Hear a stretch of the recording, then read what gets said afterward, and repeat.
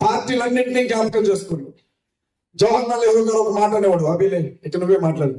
జవహర్లాల్ నెహ్రూ గారు ఒక మాట అనేవాడు, క్రైస్తవులు నిద్రపోతున్న సింహాలు, వారిని అలాగే పడుకోనివ్వండి. చూరు పట్టుకొని లేపారో వాళ్ళు మెగించారో వాళ్ళు వేటాడుతారు అని చెప్పేవాడు. ప్రవీణ్ పగడాల అన్న మరణంతో ఒక్కసారిగా ఉలిక్కిపడి లేచాయి క్రైస్తవ సింహాలండి. నేను చెప్తా ఉన్నా నీకంటే బాగా డ్రెస్ వేసుకోగలరు క్రైస్తవులు. మీరు అంటరాని వాళ్ళని ఎవరిని అంటున్నారో మీకంటే ఎక్కువగా ఆంగ్ల భాషను మాట్లాడగలరు, మీకంటే ఎక్కువగా స్పష్టమైన భాష వినిపించగలరు, మీకంటే భాషగా ఉండగలరు, మీకంటే అద్భుతంగా జీవించగలరు. కానీ యేసుక్రీస్తు ప్రభువు నేర్పిన ప్రేమను బట్టి అంతా ఆయన చూసుకుంటాడు అని ఆగాం. ఇవాళ మా గొంతును నరికారు కాబట్టి ఇంకా ఏ గొంతు దానికి వ్యతిరేకంగా వచ్చినా సమాధానం చెప్పకుండా మాత్రం వదిలిపెట్టాం. సిద్ధంగా ఉన్నా? ఏ పార్టీ వాడు వస్తాడో, ఏ రాజకీయ పార్టీ వాడు వస్తాడో, ఎవరి నుంచి ఓటు అడుగుతాడో చూస్తాను. ఏంటంటే 8,000 మందికి పాస్టర్ల గౌరవ వేతనం ఎంతమందికి పడ్డదండి? పాస్టర్ల గౌరవ వేతనం ఎంతమందికి పడ్డది? 8,000 మందికి పడ్డది కదా. అధికారంలోకి వచ్చిన రోజు నుంచి ఈ రోజు వరకు అడిగితే దిక్కులేదు. కానీ మొత్తం 83,000 మంది పాస్టర్లు ఉన్నారు ఆంధ్రాలో. 8,000 మందికి మనిషికి 35,000 చొప్పున ఇచ్చాడు. ఎందుకో ప్రవీణ్ పగడాల విషయాన్ని మర్చిపోండి. నెక్స్ట్ పంచాయతీ ఎన్నికలంతా నేను నాకు ఓటేయండి.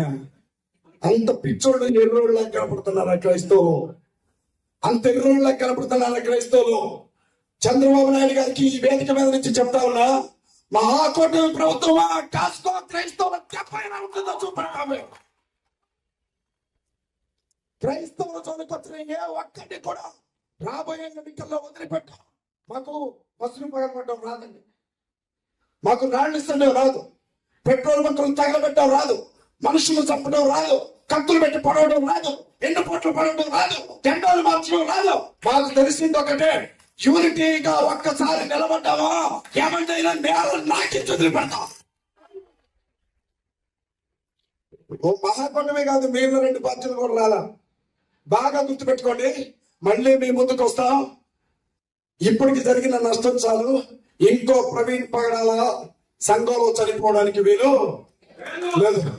క్రైస్తవ సంఘాన్ని కాపాడుకోవాల్సిన బాధ్యత మనందరి మీద ఉంది. ఈ సంఘం నాకేంటంటే అండి, నేను బయలుదేరి వస్తుంటే నాకు 1 సంవత్సరాల బాబు, 5 సంవత్సరాల పాప నా కాళ్ళు పట్టుకుని ఏడుస్తూ ఉంటారు, వెళ్ళొద్దు అని. నాకు ఇప్పటికి 40 ఏళ్ళు, మహా అయితే ఇంకొక 20 ఏళ్ళు బతుకుతారు, చచ్చిపోతారు. కానీ పిల్లలు ఎట్లా బతకాలి ఇక్కడ? ఈ పిల్లలు ఎట్లా బతకాలి ఇక్కడ? ఇళ్లలోకి వచ్చి కొడుతున్నారే, బయటికి లాక్కెళ్ళి వస్తున్నారే. నేను కోర్టుకి వెళ్ళాను, చెప్పొచ్చో చెప్పకూడదు మరి. ఆదివారం ఏ రోజు కోర్టుకి వెళ్ళింది? 2 రోజుల క్రితం కోర్టుకి వెళ్ళాను. నేను కోర్టులో జడ్జి గారి ముందుకు వెళ్ళడానికి కోర్టులో ఉన్నాను. హైదరాబాద్ నాంపల్లి కోర్టు, 13వ నెంబర్ కోర్టు, క్రిమినల్ కోర్టు. 20 మంది జమ అయిపోయారండి. నన్ను చూడటమే లేదు. చేసిరావు. అరే అదేదో నీ గుడి ముందు చెప్పుకో, పుణ్యం అన్నా వచ్చింది. నా ముందుకు వచ్చినప్పుడు ఏం చెప్పాలా? చేయచ్చే బాబు అని చెప్పాలి. నా ముందు చెప్తే ఏమొచ్చిందిరా, నీకు నోటు నొప్పి తప్ప. అంటే కనబడితే కొట్టేస్తారా? సరే, ఎంతమందిని కొడతారో మనం కూడా చూద్దాం. దేవుని స్తోత్రం కలుగును గాక.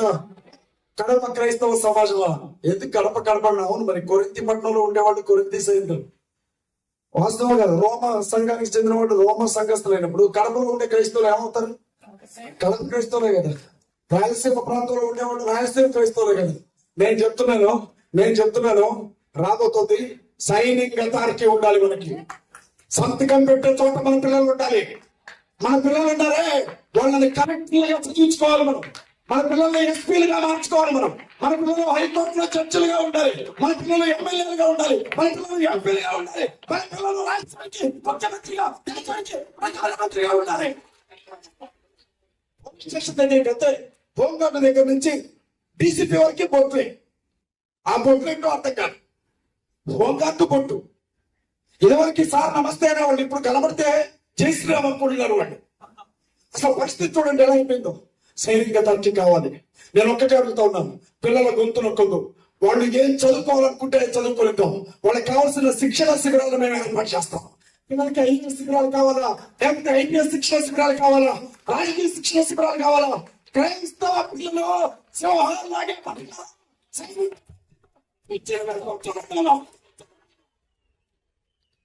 చదువు చేతులు కట్టుకొని మనం నిలబడ్డామండి. కానిస్టేబుల్ మనకి నేను కేసు పెట్టానండి.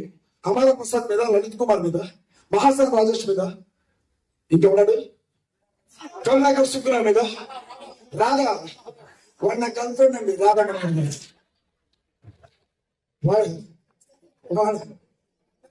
నా గర్ల్ ఫ్రెండ్ అని తప్పుగా అనుకోండి.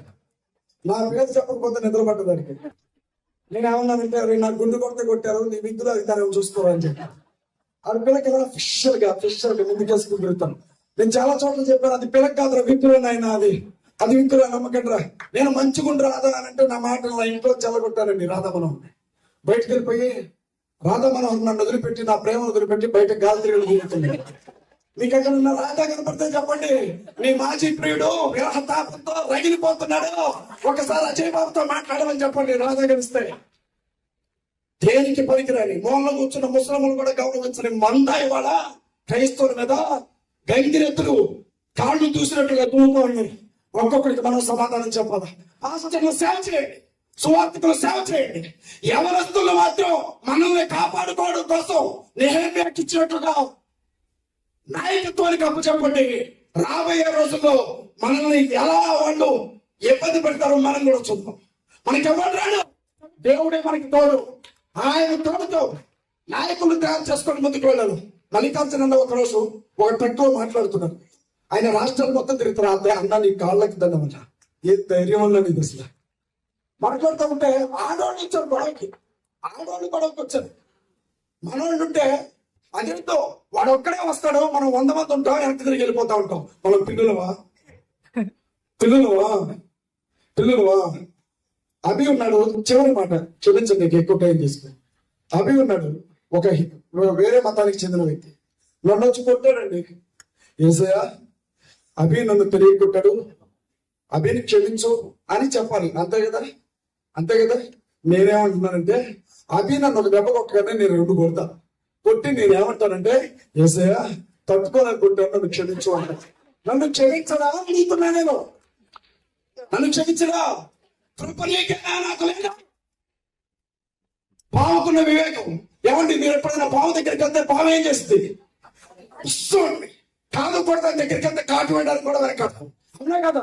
పావుకున్నంత నిష్కల్మషత్వమే కాదు, పావుకున్నంత తెలివి కూడా నీకు ఉండకపోతే అసలు నువ్వు సువార్తికెళ్ళక బయటికి ఎవరైనా ఉన్నాడు. క్రైస్తవులు పరువు చేయడానికి వెళ్తున్నావా బయటికి? వాడు ఏమంటారు, గ్లాసులు పట్టుకొని గిన్నె పట్టుకొని కొట్టుకుంటూ వచ్చేస్తున్నాడు. పాములాగా భయపెట్టండి. దేవుని స్తోత్రం కలుగుతాక. పాముకున్న వివేకం అదే. ప్రాణం పోయే కాడికి వస్తే కాటు కూడా వేయడానికి సిద్ధపడుతుంది, దాని వివేకం అదే. ప్రాణం పోయే కాడికి వస్తే దేనికైనా సిద్ధపడుతుంది, దాని వివేకం అదే. పావులాగా ప్రభు సేవ చేద్దాం, పావులాగా మనల్ని మనం కాపాడుకుందాం. నాకు ఈ అవకాశం ఇచ్చిన అభినయ్ నేను చేతకు వెళ్ళిపోయాను. ఎంతోమంది పాస్టర్స్ ఉన్నారు. నా గురించి మాట్లాడిన ఒకే ఒక్క గొంతు అభినయ్ మాత్రమే. ఉదయం ఒకలేదు, మధ్యాహ్నం ఒకలేదు, సాయంత్రం ఒకలేదు. నేను జైల్లో ఉన్నాను, అభి వచ్చాడు. అందగాడు కదా, నాకేమో చుట్టు కొట్టేసింది. మరి అన్ని తెల్లంటికి రగ్గేసుకొని వచ్చాను దగ్గరికి. చికాగా కనపడతాను. అభి నాతో అన్నాడు, చెల్లిని తీసుకొని వచ్చాడు సుప్రియ అని. ఎవరంటే నువ్వు జైల్లో ఎన్ని రోజులు ఉంటావా? నేను హైదరాబాద్ లో 2 రోజులు ఉంటాను. నిన్ను తీసుకొని మీ ఇంటికి వెళ్ళాకే నేను హైదరాబాద్ నుంచి వెళ్ళిపోతానని చెప్పాను. అవి మాటిస్తా ఉన్నా.